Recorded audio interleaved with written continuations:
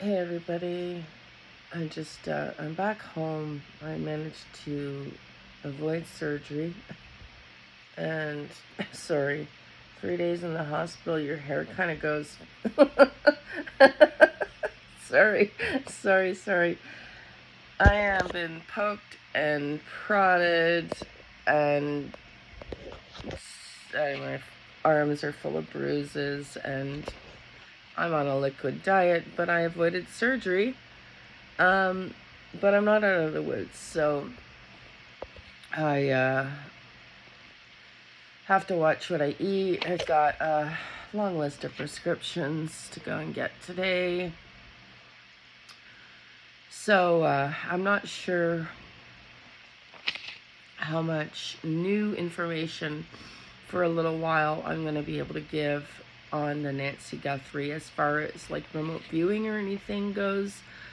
But I did watch the interview room last night with Monk and Josh. I love those guys. In fact, I agree with Monk's followings, and I don't know for sure. I'd need Monk to confirm it, but I'm pretty sure Monk used my original video of the backwards scene when they're walking down the way when I called it Walk With Me. But, that's just because I see things other people don't see, including being in the hospital.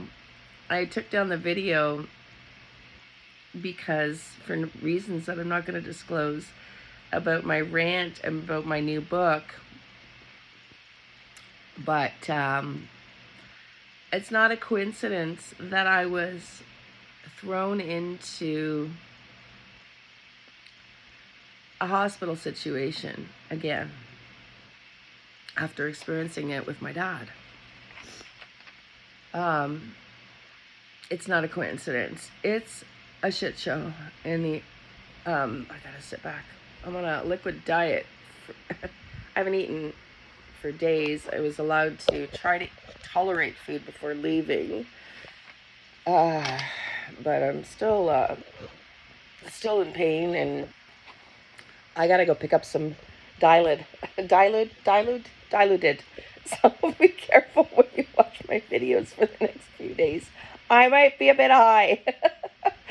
Anyways, I watched the interview room last night, so the next video to come is going to be Josh and the Monks and Chris's. I want to respond to some things that I have not disclosed yet.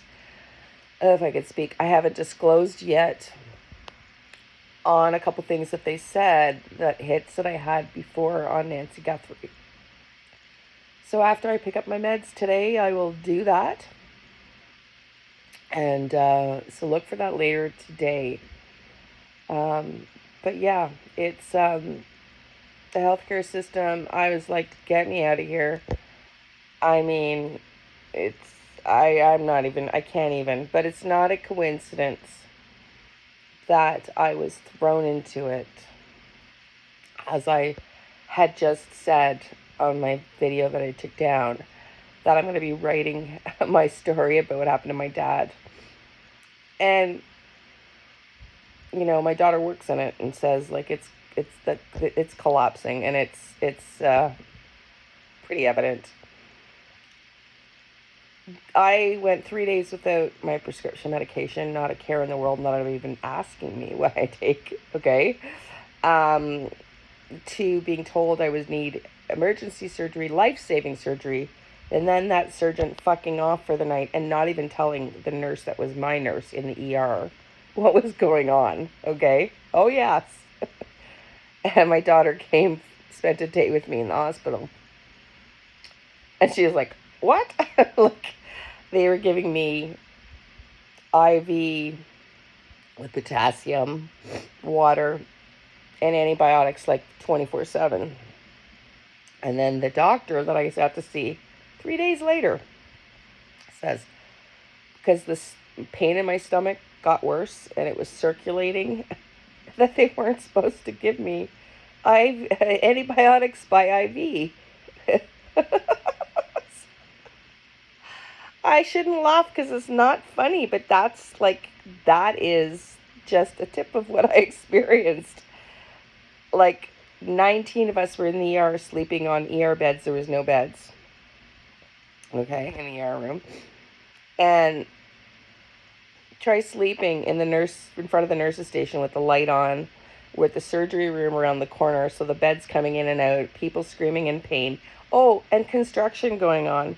And then the nurses having conversations because my bed 73 was stationed right beside where they were getting ice, where their microwave was.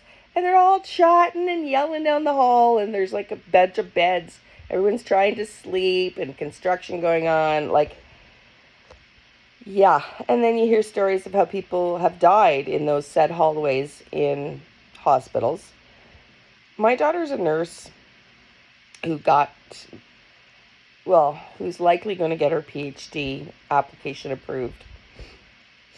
Not officially yet, so I have to watch what I say. And she works at CHEO, but she is repeatedly told how much she's one of the few nurses that cares. It's a fucking shit show in Canada, okay?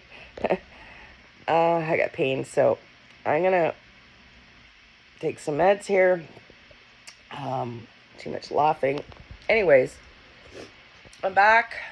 I'm not quite be able to do any remote viewing yet, but thank you for everybody for all your well wishes and everything. I'm definitely on a liquid diet for a bit and a quick coffee.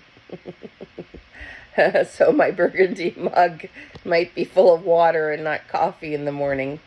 But look out later today after I get my meds, if I'm not too stoned off the Dilaudid.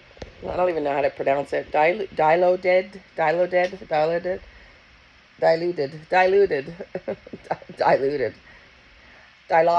That's what it is, Leanne. Dilaudid. Oh my God. After my Dilaudid, after I go get my prescription, which I was supposed to get last night, the rebel in me was like, no, I need a bed, a real bed, because I was on an ER bed for surgery.